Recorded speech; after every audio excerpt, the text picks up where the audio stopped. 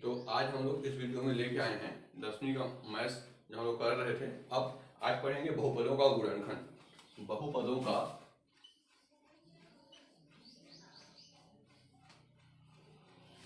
गुणनखंड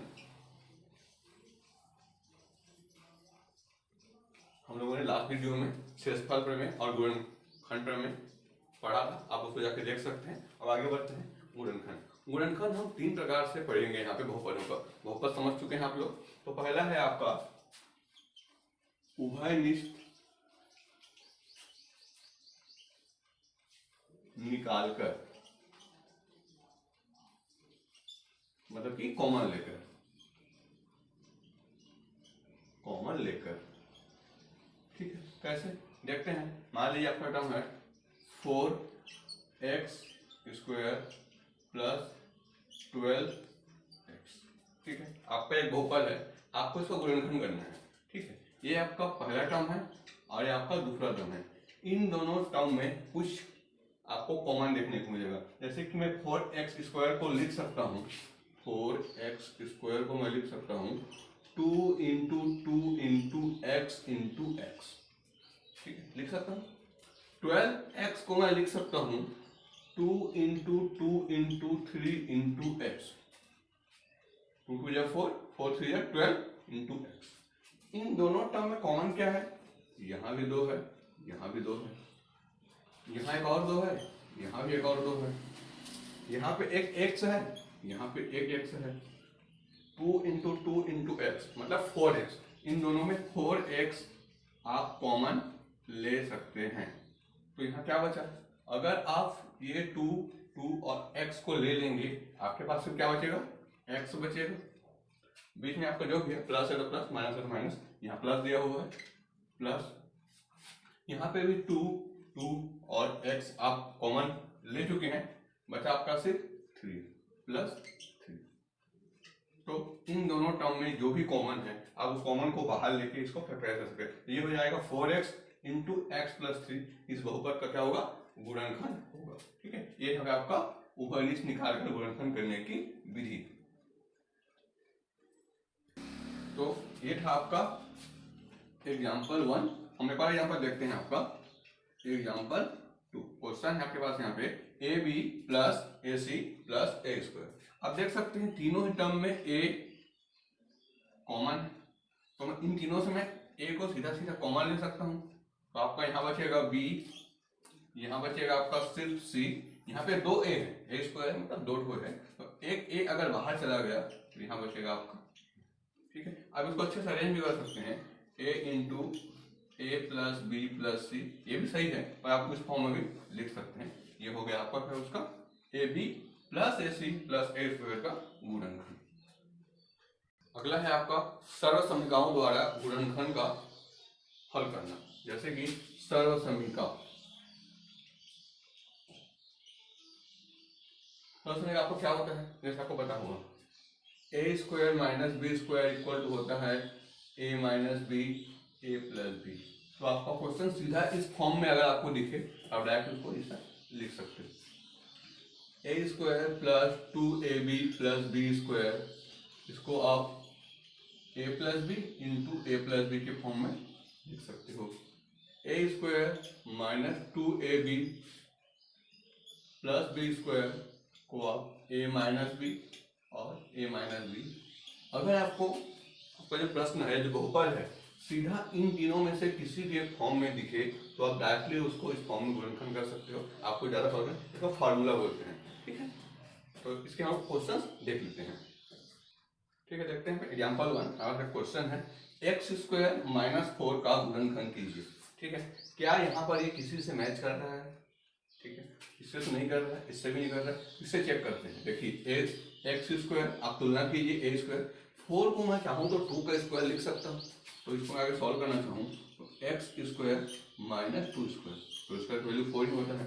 अब मैं इसको ए स्क्वायर और इसको मैं बी स्क्वायर मान सकता हूँ, मतलब ये मेरा ए का वैल्यू हो गया और ए मेरा बी का वैल्यू हो गया। तो फार्मूला से ये हो जाता है a minus b a plus B, मतलब आपका ये हो जाएगा एक्स माइनस 2 और एक्स प्लस 2।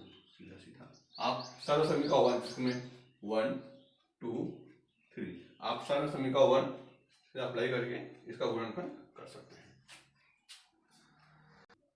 हमारा अगला क्वेश्चन है एग्जांपल के तौर पे x² प्लस 6x प्लस 9 इसका गुणनखंड करना है। ठीक है, हम लोग पहले चेक करते हैं क्या आपने किसी सारा समीकरण से मैच कर रहा है। ठीक है, यहाँ पे दोनों जगह प्लस है तो आप सीधा इसको प्लस वाले से कंपेयर करने की कोशिश कीजिए।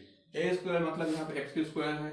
ठीक है, b² तो मैं क्या 9 को स्क्वायर लिख सकता हूँ। हाँ, आपको पता है कि 3 का स्क्वायर होता है तो ये हो जाएगा x² और 9 हो जाएगा आपका 3 का स्क्वायर।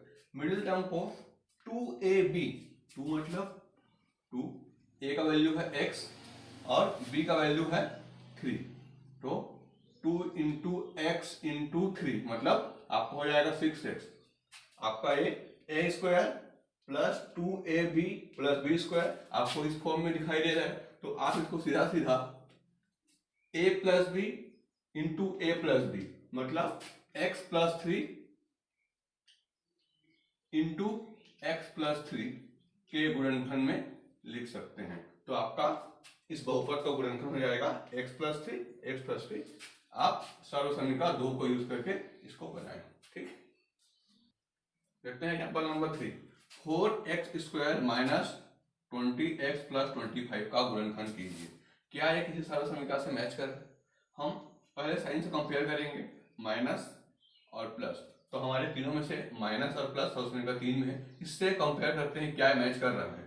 ठीक है, 4x², ये सिर्फ x का स्क्वायर है लेकिन आपको इस पूरे टर्म का स्क्वायर बनाना है। ठीक है, तो मैं 4 को लिख सकता हूँ 2² मतलब मैं चाहूँ तो 4x² को 2x पूरे का स्क्वायर लिख सकता हूँ, 2 2 जा 4 और x का स्क्वायर। ठीक है, लास्ट टर्म है आपका 25 को मैं 5 का स्क्वायर लिख सकता हूँ माइनस यहाँ होना चाहिए 2ab, 2 into a means 2x और b मीन्स 5। ठीक है, तो a² minus 2ab plus b square के फॉर्म में आ गए तो आपको सीधा सीधा इसको a माइनस b लिख सकते हो।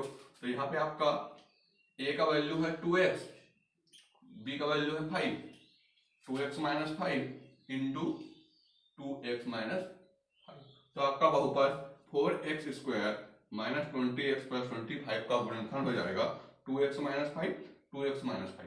तो हम लोग गुणनखंड से समझे क्या कि अगर इस संख्या को वापस से गुणा किया जाए तो आपको ये संख्या मिल जाएगा।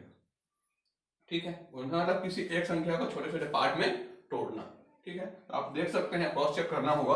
आपने गुणा करना सीख लिया है, जो आपका गुणनखंड है इसको आपस में गुणा कर लीजिए, आपको वापस से ये संख्या मिल जाएगी।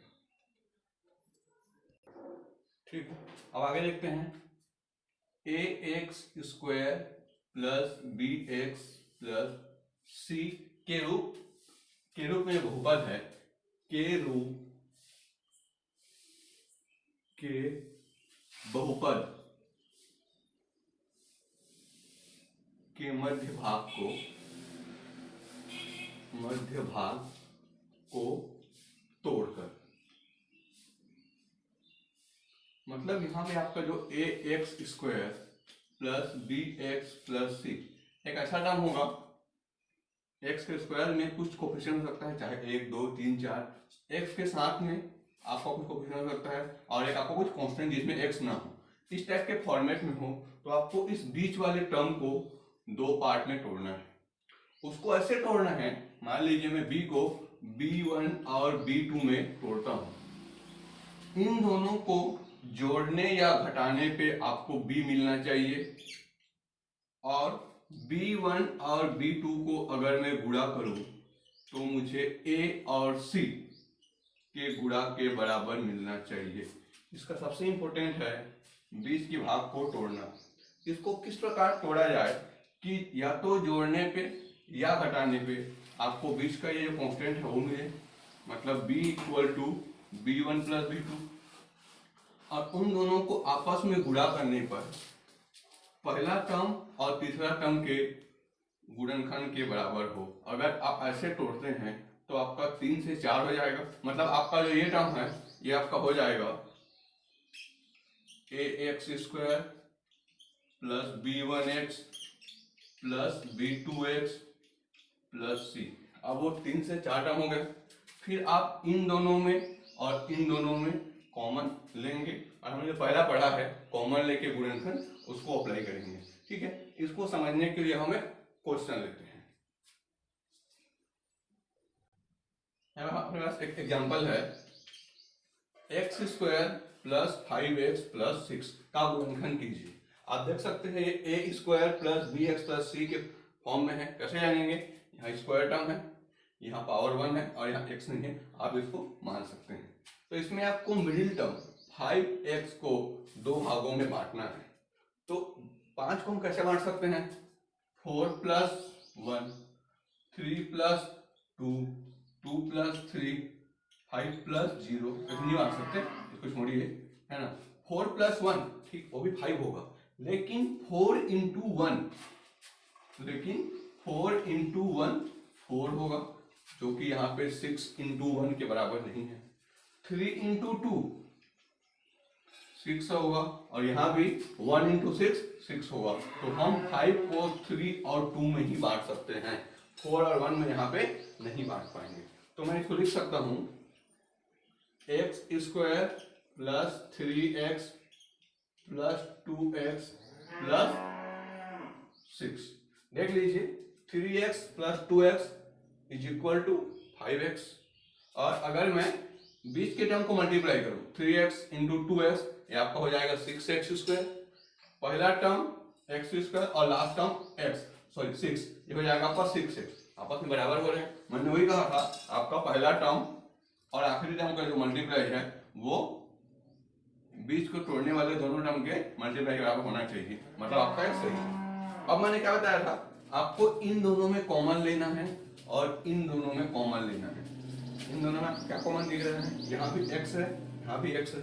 मैं दोनों से x कॉमन ले लूं तो यहाँ बचेगा एक x और एक आपका बाहर चला गया तो यहाँ बचेगा आपका सिर्फ 3। यहाँ पे यहाँ भी प्लस है, यहाँ भी प्लस है, मैंने एक बार प्लस लगा लिया। यहाँ पे 2x और 6 का मतलब होता है 2 इंटू एक्स, तो दोनों में ही आपका 2 हो जाएगा कॉमन। ठीक है, मैं 2x को लिख सकता हूँ 2 इंटू एक्स और 6 को लिख सकता हूँ 2 इंटू 3। दोनों में मेरा 2 कॉमन है, बाहर चला गया। अंदर बचा क्या? यहाँ पे सिर्फ x और 6 में 2 बाहर चला गया तो बचा आपके पास क्या? सिर्फ 3। ये इसका बहुत इंपॉर्टेंट है, बीच को इस टर्म को 2 भाग में तोड़ना, उसके बाद यहाँ से कॉमन लेना और यहाँ से कॉमन लेना। अगर आपने बीच को सही तरीके से बांटा है तो आप देख सकते हैं यहाँ का ब्रैकेट और यहाँ का ब्रैकेट में जो भी मिलेगा वो आपको सेम चीज ही मिलेगा, सेम टर्म मिलेगा। अगर आपने इसको गलत डिवाइड किया होता, मैं 5 को 4x प्लस x करता तो आपको यहाँ पर सेम चीज कभी नहीं मिलता। तो आप बीच में ही आपका स्टेप सही जा रहा है या गलत, उसको आप क्रॉस चेक कर सकते हैं। ठीक है, अब आपका इस टर्म, ये पूरा एक टर्म हो गया और आपका ये पूरा एक टर्म हो गया। इन दोनों में क्या कॉमन है? x प्लस 3, तो उसको आप एक बार लिख लीजिए x प्लस 3। तो यहाँ बचा क्या? x प्लस 3 बाहर चला गया तो अंदर बचा यहाँ पे आपका सिर्फ x, बचा यहाँ पे प्लस और ये बाहर चला गया तो 2। और आपस में क्या यहाँ पे प्लस में यहाँ इंटू होगा, x plus 3 into X plus 2। तो आपका बहुपद x square plus 5x plus 6 का गुणनखंड x plus 3 into X plus 2 होगा। आप इन दोनों को गुणा करेंगे तो आपको वापस से बहुपद मिल जाएगा। आइए हम करके भी देख लेते हैं। ठीक है, इस बहुपद का गुणनखंड करने पे ये मिला। अब हम इन दोनों का आपस में गुणा करके देखते हैं। x प्लस 3 x प्लस 2 हम लोगों ने गुणा करना सीख लिया है। x into x x square, x into 2x 3 into x 3x, 3 into 2 6। ये हो जाएगा आपका x square, 2x plus 3x आपका हो जाएगा 5x प्लस 6। आप देख सकते हैं ये हमारा क्या था? बहुपद था। मतलब बहुपद का गुणनखंड को आपस में गुणा करें तो आपस से बहुपद मिला, वही आपका गुणनखंड कहलाता है। देखते हैं इसी में अगला हम लोग एक और एग्जांपल नंबर 2। क्वेश्चन है आपका x square plus 3x plus 2। ठीक है, यहाँ पर देख रहे हैं कि ये a square plus a x square plus b x plus c के फॉर्म में है, तो हमें दिस को दो भागों में तोड़ना पड़ेगा। अब आप 3 को कैसे तोड़ सकते हैं? 3 को तोड़ने का बहुत सारा तरीका है, जैसे कि 2 + 1, 4 - 1, 5 - 2, ठीक है। आप आएगा आपका 3, लेकिन पहला टर्म 1, लास्ट टर्म 2, 1 × 2 कितना हो गया आपको 2। तो 3 को आपको ऐसा तोड़ना है कि मल्टीप्लाई करने पे आपको 2 मिलना चाहिए। तो 2 × 1 2 आएगा, 4 × 1 4 आ जाएगा, 5 × 2 10 आ जाएगा। तो आप ये दोनों नहीं ले सकते, आपको 3 को 2 + 1 में ही क्या करना पड़ेगा, तोड़ना पड़ेगा।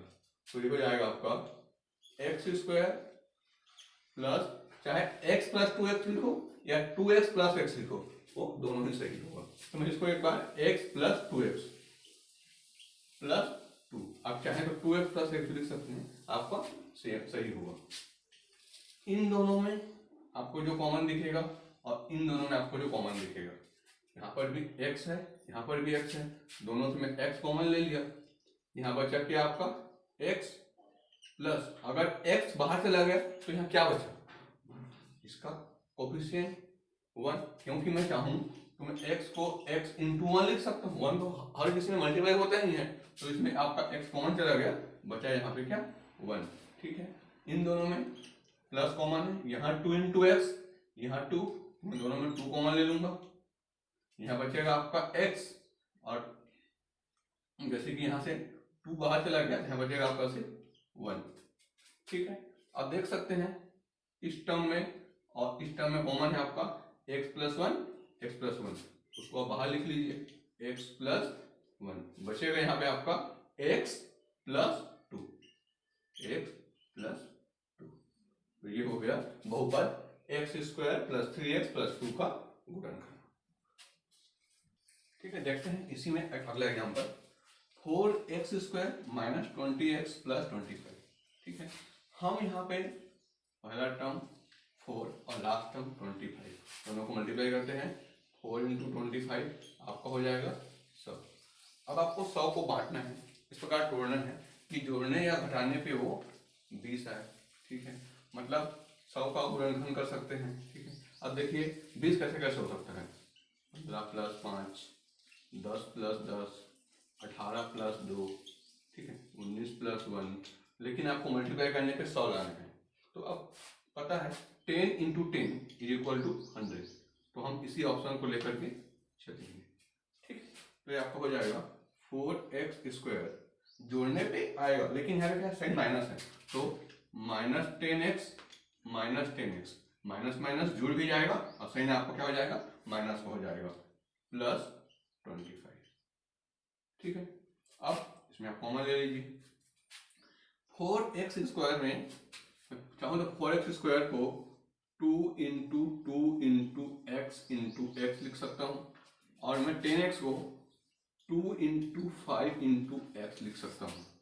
तो इन दोनों में ही मुझे 2 कॉमन दिख रहा है और दोनों में मुझे x कॉमन दिख रहा है, तो ये आपका हो जाएगा दोनों में से कॉमन 2x, इन दोनों में देखो तो 2x कॉमन निकल जाएगा, बचेगा क्या यहाँ पे 2x, साइन माइनस का है तो माइनस लगा दिए, यहाँ पे 2x कॉमन निकल गया तो आपका 5 बचा है -5, ठीक है। इन दोनों टर्म की बात हो गई। अब बात करते हैं इन दोनों टर्म की, यहाँ पे माइनस है और यहाँ पे प्लस है, तो आप साइन में कौन सा कॉमन लेंगे, प्लस या माइनस। तो देखिए माइनस जो होता है ये मेरा माइनस × प्लस होता है, और आपका जो प्लस होता है वो होगा प्लस × प्लस या माइनस × माइनस। तो आप मान लीजिए मैं माइनस × माइनस मानता हूँ, इन दोनों में ये माइनस साइन को भी ध्यान रखना है, माइनस और प्लस में दोनों में से मैं माइनस कॉमन ले सकता हूँ, तो मैं इन दोनों से माइनस कॉमन ले लिया, ठीक है। तो इस टर्म के लिए अंदर प्लस साइन बचेगा और इस टर्म के लिए अंदर माइनस साइन बचेगा, ठीक है। अब यहाँ पे ये तो बात हो गया साइन का। अब देखते हैं 10x और 25, तो मेरा जो 10x है ये आपका 2 × 5 × x हो जाएगा, और आपका जो 25 है ये 5 × 5, तो दोनों में ही कॉमन क्या है यहाँ पे, ओनली 5, तो साइन में माइनस कॉमन आ जाएगा और टर्म्स में आपका 5। ठीक है, मैंने जैसे बोला अगर माइनस कॉमन हो चुका है तो अंदर क्या हो जाएगा प्लस, और बचेगा क्या आपका 2 इंटू एक्स 2x।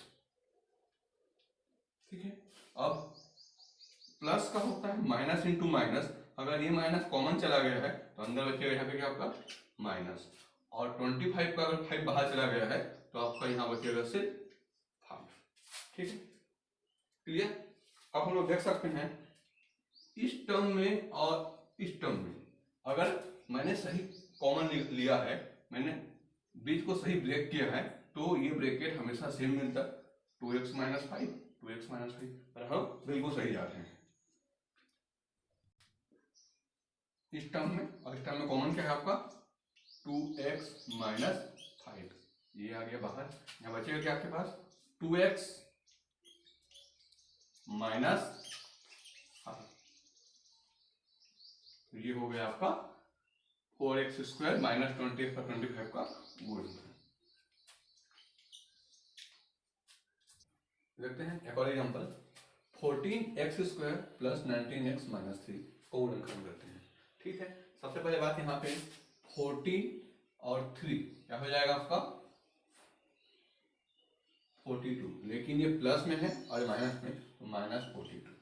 तो आपको मिडिल टर्म को 19x को ऐसे तोड़ना है कि आपको मल्टीप्लाई करने में कितना मिले 42, वो भी with minus sign. Minus sign आ रहा है मतलब अब आप दो चीजों को जोड़ोगे तो आपको माइनस कभी नहीं मिलेगा, तो आपका क्या होना चाहिए, एक टर्म प्लस होना चाहिए, एक टर्म माइनस होना चाहिए। जैसे कि 20 माइनस 1 19 हो सकता है, 21 माइनस 2 22 माइनस 3, आपका एक टर्म प्लस और एक टर्म माइनस होगा, तभी तो उसको हम मल्टीप्लाई करेंगे तो आपको नेगेटिव मिलेगा।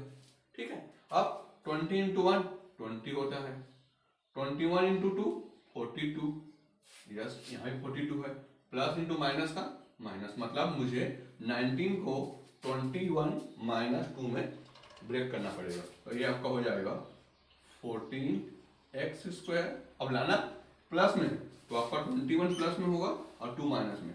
अगर आपको लाना होता माइनस 19 तो ये माइनस हो जाता और ये प्लस कर देते। ठीक है, तो ये हो जाएगा plus 21x minus 2x plus 3। अब आप इन दोनों में कॉमन ले लीजिए और इन दोनों में कॉमन ले लीजिए। ठीक है, अब 14x स्क्वायर और 21x में कॉमन क्या होगा, अब चाहे तो 14 को लिख सकते हैं, यहीं पर बता देता हूं आपको 2 into 7 into x into x. ठीक है, आपको इतना लिखने की जरूरत नहीं है, एक बार आप यहाँ पे समझ लीजिए। 21 को लिख सकते हैं 3 इंटू 7 इंटू एक्स। ठीक है, तो अगर आप इसको देखेंगे दोनों में कॉमन क्या है 7 और x, तो आपका ये हो जाएगा 7x, बचा यहाँ पे 2 इंटू एक्स 2x प्लस यहाँ बचेगा आपका only 3।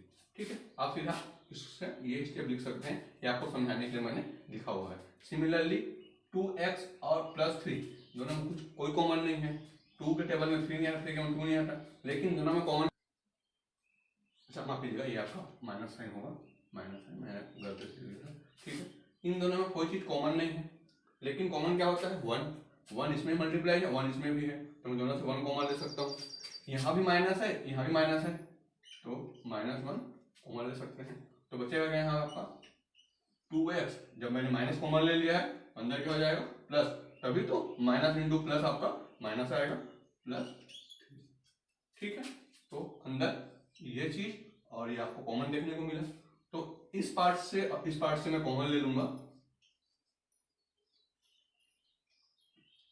2x plus 3 7x minus 1, ये हो जाएगा आपका गुणनखंड। 14x square plus 19x minus 3 का गुणनखंड हो जाएगा 2x plus 3 into 7x minus 1। ठीक है, तो हम लोगों ने इस वीडियो में क्या देखा, बहुपदों का गुणनखंड हमने देखा 3 तरीके से। पहला आपका उभयनिष्ठ या कॉमन लेकर के, पहले हम लोगों ने देखा उभयनिष्ठ विधि, दूसरा हमने देखा सर्वसमीका का उपयोग करके, और हम लोगों ने तीसरा सीखा आपका a x square plus b x plus c के जो रूप में होते हैं उसके मध्य भाग को तोड़कर, मध्य भाग को तोड़कर। अब बीच के टर्म को तोड़ने में आपको शुरुआत में दिक्कत होगा, लेकिन आप लगातार क्वेश्चन प्रैक्टिस करेंगे तो आपको धीरे से आपको जल्दी दिमाग में क्लिक करने लगेगा। ठीक है, इस वीडियो में इतना ही। हम अगला वीडियो लेकर के आएंगे जिसमें आपका अगला टॉपिक रहेगा। आपका टॉपिक रहेगा इसके बाद, इसका अगला वीडियो होगा उसमें बहुपद का मान क्या होता है और शून्यक क्या होता है, हम ये अगले वीडियो में जानने वाले हैं। ठीक है, तो आप अगले वीडियो में जरूर देखिएगा।